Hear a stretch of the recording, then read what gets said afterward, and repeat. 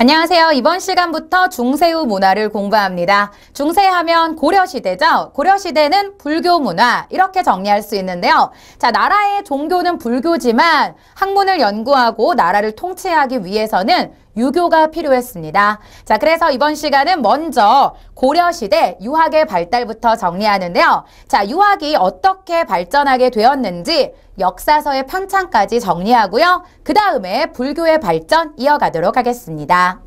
자, 먼저 고려시대 초기에 유학이 어떻게 발전했냐? 고려는 신라 다음입니다. 통일신라 다음. 그래서 고려 초기의 유학은요. 신라의 육두품 출신 유학자들에 의해서 연구가 이루어집니다. 그래서 고려 초기에 이렇게 육두품들이 등장하면서 유학자들이 활약하게 되는데, 자, 태조 왕건 때는 나라를 다스리기 위해서 이러한 유교적 지식인들을 등용하게 됐고요. 여기에 적을게요. 그 다음에 광종 때부터는 능력 있는 인재를 등용하기 위해서 무슨 제도를 실시합니까? 과거제도를 실시하게 됩니다. 쌍기의 건의로 과거제도를 실시했는데 유학에 능숙한 관료들을 뽑기 위해서, 즉 호족 세력을 견제하기 위한 방법이었고요. 성종 때는 최승로가 등장합니다. 최승로의 시무 28조. 그래서 최승로는 나라를 다스리기 위해서는 무엇이 필요하다? 유교가 필요하다라고 했고요. 유교의 정치 이념화, 바로 성종 때부터 시작됩니다. 자, 그리고 이제 고려 중기로 넘어가면서 유학은 어떻게 발달했냐? 자, 고려 중기 하면 여러분 요 말을 하나 적을게요. 문벌 귀족 사회. 이자겸을 비롯한 문벌 귀족들이 등장하면서 유학은 점점 보수적인 성격을 띠게 되는데요. 자, 당시에 최충은요, 사학입니다. 구제학당. 그래서 당시에 사학을 융성시켰고요. 자, 김보식의 경우도 굉장히 보수적인 유학자인데 이 사람은 책을 하나 썼습니다. 바로 삼국사기를 편찬하게 됩니다. 그리고 보수적인 성향이었다. 자, 그런데 이와 같은 과정에서 당시에는 교육기관들도 있었어요. 그러니까는 항상 공부를 하기 위한 장소가 필요한데 당시에 이 유학은 사문을 중시하는 귀족 중심의 성격이었는데 교육기관 역시 이러한 형태와 연결이 됩니다. 그래서 먼저 초기에는, 그러니까 성종 때죠. 왜? 성종 때부터 유교의 정치 이념화가 이어지면서 유학교육을 강조하게 되는데 성종 때 지방에는 무엇을 설치했냐? 향교를 설치합니다. 여러분, 향교는 조선시대까지 이어집니다. 조선시대에도 교육기관, 초등교육기관 있었죠. 자, 두 번째, 중앙에는 무엇을 만들었냐? 국자감을 만들었어요. 국자감을 설치했는데 통일신라 시대에는 이것을 국학이라 했습니다. 국자감이 여기에 설치되면서 국자감에서는 두 가지를 공부하는데 유학부, 그러니까 유학을 공부하고 또 기술학부가 있었어요. 기술학도 공부를 시켰죠. 자, 그런데 중기로 가면서 사학이 발달하게 됩니다. 자, 사학은요, 대표적인 최충의 구제학당이 만들어지면서 크게 발전을 하게 됩니다. 그러니까 여러분, 쉽게 얘기하면 사립교육기관이 더 융성해졌다는 뜻입니다. 국자감보다. 그래서 나라에서는 국자감, 그러니까 관학을 융성하게 만들기 위해서 세 가지 노력을 하게 되는데요. 첫 번째는 당시에 관학을 증진시키기 위해서 서적포라고 하는 도서 출판 담당 기구도 만들었고요. 전문 강좌를 설치하기도 합니다. 전문 강좌 개설 7제라고 하는 특강을 열기도 했고요. 또 당시에 우리가 장학재단, 양현고를 실시하기도 합니다. 양현고. 그러니까는 양현고는 여러분 일종의 장학금이라고 생각하시면 돼요. 그리고 이제 학문연구소 역할을 하는 무엇을 또 설치했냐? 청연각도 설치를 했죠. 자, 이러한 노력으로 사학의 융성에 이제 대응하고자 했는데, 자, 후기로 가면서 이제 교육재단인 서막전이라는 게 설치가 됐고요. 국자감의 이름은 바뀝니다. 무엇으로 바뀌었냐? 성균관으로 개칭. 그리고 공민왕 때는 유학을 공부한 사람들이 등장하게 되는데요. 바로 신진 4대부들이 등장했고요. 공민왕 때부터 이 성균관은 오로지 유교만 교육하는 유교 교육기관이 됩니다. 위에서는 이제 기술학도 같이 가르쳤잖아요. 그래서 국자감의 모습은 성균관이 됐고요. 조선시대의 성균관이 국립교육기관이죠. 이러한 모습으로 명칭이 바뀌었다는 것 알아두면 되겠습니다. 자, 이러한 모습으로 당시의 교육기관은 유학의 발달과 연결이 돼 있는데 자, 이때는 역사책도 편찬이 됩니다. 삼국시대에도 여러분 역사책의 편찬은 배웠는데 당시에는 유명한 역사책들이 있었습니다. 먼저 고려시대 초기에는 조선왕조실록하고 비슷합니다. 고려왕조실록이 있었는데 이것은 소실됩니다. 거란의 침입으로 소실이 됐고요. 나머지 7대 실록이 이제 편찬이 됐었는데 오늘날에는 전하지 않습니다. 그래서 이제 고려시대의 왕조의 역사가 다 기록된 것은 없다라고 볼 수 있고 두 번째, 중기에 만들어진 역사책은요. 앞에서 얘기했던 김부식의 삼국사기. 자, 김부식의 삼국사기는 여러분 후기의 역사서랑 연결할게요. 왜냐하면 김부식의 삼국사기는 몇 가지 특징이 있습니다. 먼저 신라 계승의식이 있습니다. 그리고 굉장히 보수적인 형태로 쓰였는데 유교적 사관에 입각해서 쓰인 거죠. 이제 왕의 명령으로 김부식이 역사책을 썼는데 자신의 성향이 반영이 된 겁니다. 그래서 삼국사기에는 단군의 기록도 남아있지 않고요. 유교적 관점에서 기록된 기전체 서술인데 자, 무신정변 이후에 이제 역사책들이 또 만들어집니다. 그래서 이 당시에는 어떤 내용으로 만들어졌냐? 민족적 자주의식을 바탕으로 합니다. 왜? 무신정변 이후에는 나라가 위기에 처하고 몽골의 침입으로 나라가 흔들립니다. 그래서 우리 민족의 정신을 확인하고자 자주적 성격의 역사책들이 편찬이 되는데요. 해동 고승전, 승려들의 이야기 30여 편이 이제 수록이 돼 있고요. 대표적인 거 3가지는 줄칠게요. 동명왕편.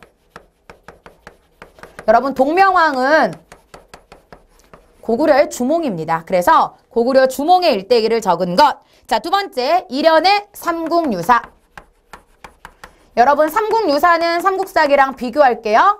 삼국유사는 당시에 단군 신화를 기록하고 있습니다. 그리고 일연이 이것은 불교적 관점에서 썼는데 단군의 기록이 있다는 것, 우리 민족의 뿌리가 적혀 있다는 것, 그리고 또 단군의 이야기가 적혀 있는 책은 제왕운기라는 책도 있습니다. 그래서 삼국유사와 제왕운기까지 민족 정신을 불러일으키는 책들이 편찬이 됐고요. 이 과정에서 신진 4대부의 등장은 성리학의 발전을 가져옵니다. 그런데 신진 4대부들은 유교적인 사관에 입각해서 무엇을 비판했냐? 불교를 비판하게 되는데 당시에 권문세족과 결합한 불교가 타락했죠. 그래서 정도전은 대표적으로 불교는 더러운 것이다. 불교를 비판하게 되는데 대표적인 서적 불시잡변을 쓰게 됩니다. 정도전이 지은 책이죠. 자, 이러한 과정에서 우리는 당시의 불교적인 모습은 어떻게 만들어지는지도 연결할 수 있는데요. 자, 성리학적인 사관은 당시의 불교를 비판하는 정도전의 불시잡편, 그리고 이재현의 사략이라는 책을 기억하시고요. 여기에서 우리는 바로 넘어갑니다. 성리학은 어떻게 등장했을까? 자, 성리학이랑 여러분이 유교를 헷갈리시는데 성리학은 교재 그대로 읽을게요. 인간의 심성과 우주의 원리를 연구하는 신유학입니다. 그러니까 유학의 한 형태라고 생각할 수 있는데 성리학은 누가 만들었냐? 남송의 주희라는 사람이 집대성했죠.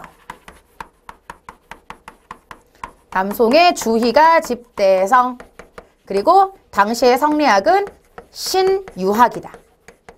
새로운 형태의 유학이다. 자, 그런데 성리학이 우리나라에 어떻게 들어왔냐? 성리학을 처음으로 소개한 사람은 충렬왕 때, 그러니까 충렬왕이니까 여러분 원 간섭기죠. 충렬왕 때 안양이 우리나라에 가지고 옵니다. 자, 그래서 성리학에서는 안양을 굉장히 중요하게 생각하는데 안양이란 사람이 이것을 소개하면서 우리나라의 이제 학자들이죠. 이재현이나 박충좌에게 전수했고요. 자, 이 안양이 소개한 성리학은 이색을 통해서 누구와 누구에게 이어지냐?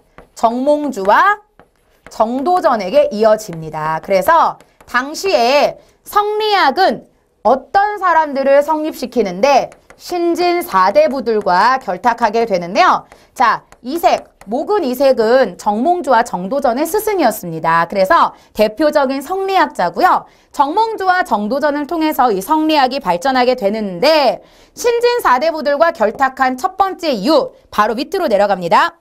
현실 사회의 무엇을 개혁한다? 모순을 개혁한다 라고 했죠.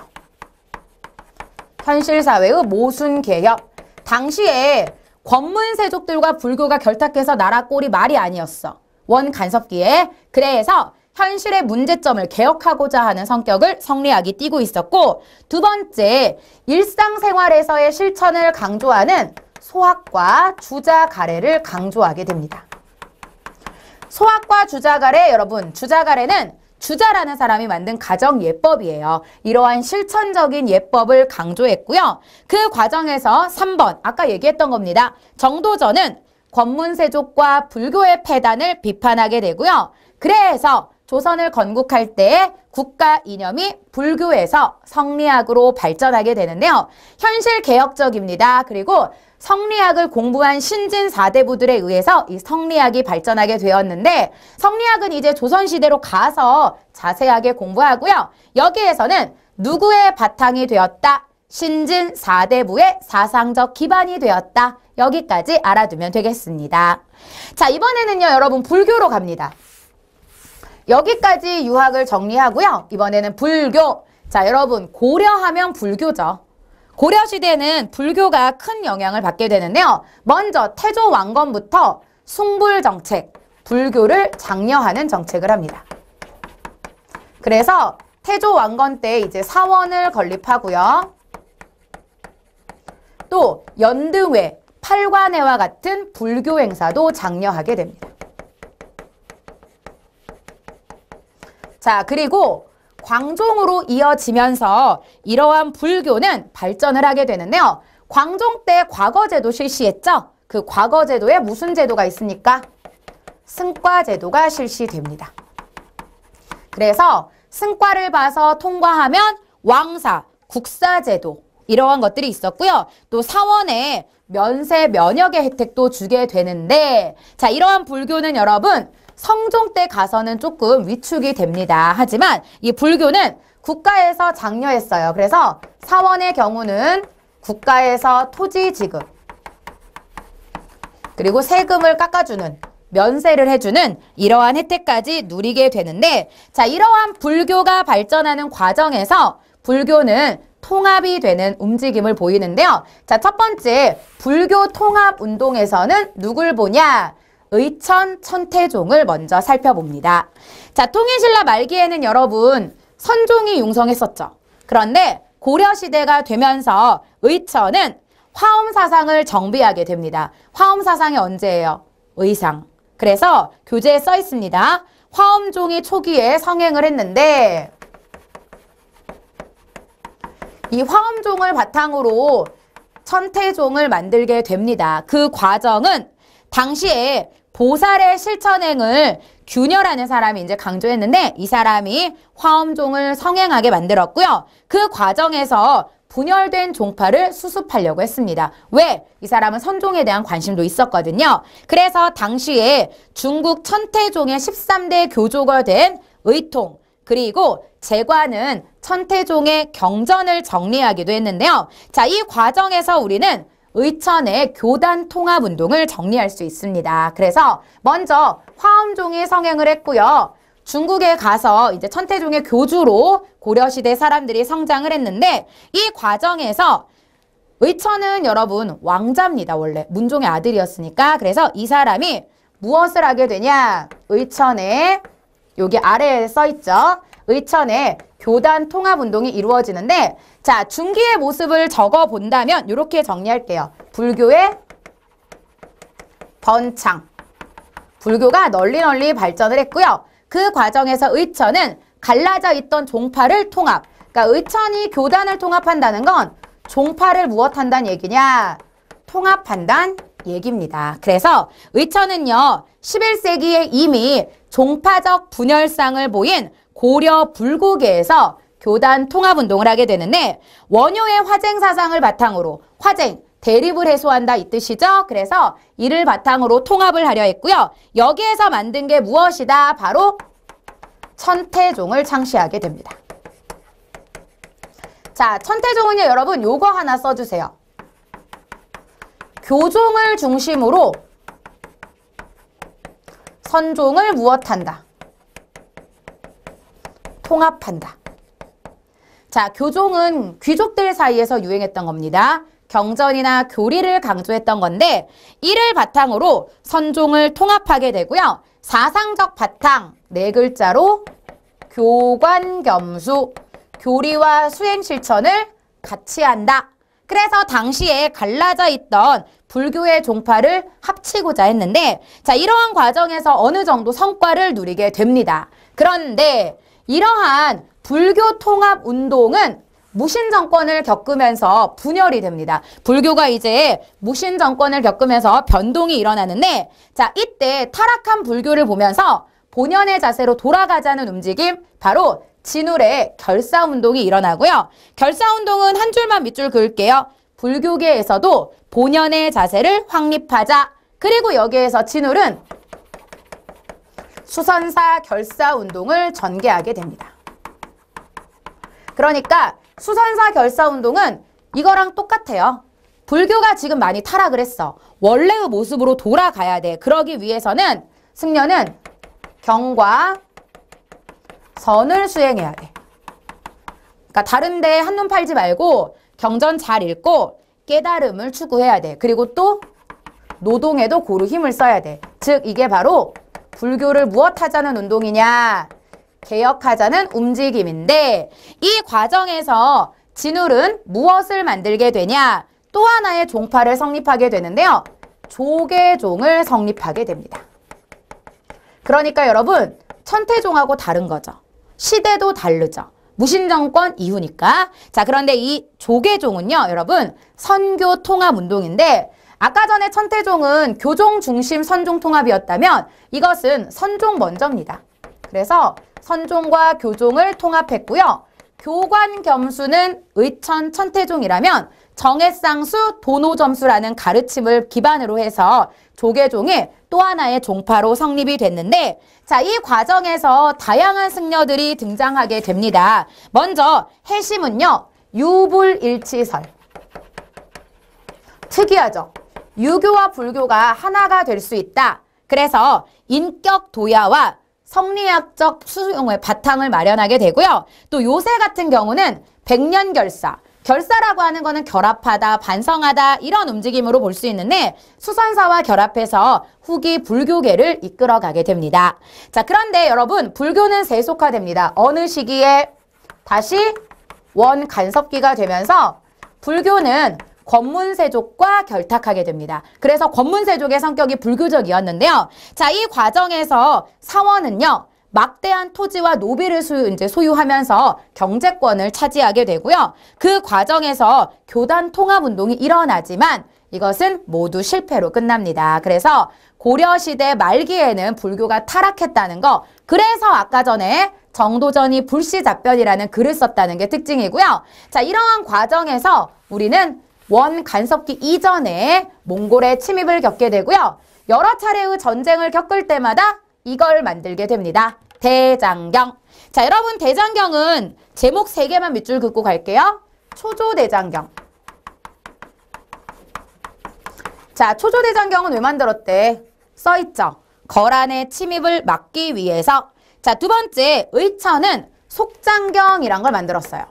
교장도감이라는 것을 만들었는데 몽골 침입 때 불에 탔고요. 마지막 하나는 팔만대장경인데요. 자, 여러분, 초조대장경과 팔만대장경은 공통점이 있습니다. 외적의 침입을 부처의 힘으로 막아보고자. 그런데 초조대장경은 소실이 됐죠. 소실이 됐지만 팔만대장경은 오늘날까지 남아있는데 팔만대장경은 여러분 목판입니다.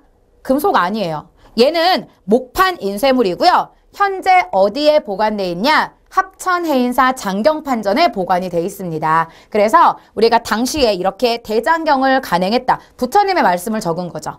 나라를 위기에서 구하고자. 자, 그 과정에서 이제 도교와 풍수지리설도 있었습니다. 도교는 뭐 앞에서도 했으니까 삼국시대에서도 불로장생과 무엇을 기원한다? 불로장생과 현세구복. 현세구복의 뜻은요, 여러분, 현실에서 복을 구하다. 그래서 당시에 초제라고 하는 제사를 지내는데요. 이 초제는요, 조선시대에도 이어집니다. 그러니까 도교는 조금 다른 형태로 발전을 했던 거고요. 자, 풍수지리설은 여러분 두 차례 등장을 하는데 개경과 서경길지설이 유행을 합니다. 개경이 땅이 좋다. 그래서 개경길지설, 그리고 서경길지설은 밑줄 하나 그을까요? 서경이 옛 평양입니다. 고구려의 도읍이었어요. 그래서 묘청의 서경천도 운동이 요 풍수지리설에 영향을 받기도 했는데, 자, 이러한 과정에서 이제 마지막에는 한양 명달성까지 등장하게 됩니다. 한양이 명당이다. 그래서 결국 이제 조선시대는 한양에서 시작이 됐는데, 인간의 기륭화복이 이렇게 땅과 관련이 있다는 사상이었고요. 고려시대는 여러분 다양한 사상이 공존했던 시대입니다. 그래서 이러한 내용까지 고려시대의 중세의 문화로 기억하면 되겠습니다. 자, 사진은요, 여러분 팔만대장경 하나 준비했습니다. 팔만대장경 이렇게 세웠는데 당시에 흐트러지거나 이제 뭐 잘못된 글씨가 하나도 없다고 하죠. 합천해인사 장경판전에 보관이 되어 있고요. 세계 기록문화유산에 등재되어 있습니다. 자, 이번 시간은 여기까지 공부합니다. 여러분, 유학은 어떤 과정으로 발전했니? 역사책은 삼국사기와 삼국유사를 기억하시고요. 성리학은 신진 4대부들의 사상적 바탕이었다. 특히 불교 통합 운동에서 의천이랑 진울의 과정을 기억하셔야 되는데, 의천이 고려 초기라면, 고려시대 초기 전기라면 진울은 고려 후기라고 가셔야 됩니다. 무신정권 이후라고 정리하시고요. 이번 시간에 공부한 내용은 여기까지. 다음 시간은 고려시대의 과학기술, 그리고 귀족 문화, 뭐 도자기 같은 거 다음 시간에 공부하면 되겠습니다. 자, 문화 파트는 제가 아무리 얘기해도 이름을 기억하지 못하면 시험에서 틀립니다. 문화재들의 이름은 시대별로 구분하시고요. 이번 시간 여기에서 마칠게요. 수고하셨습니다.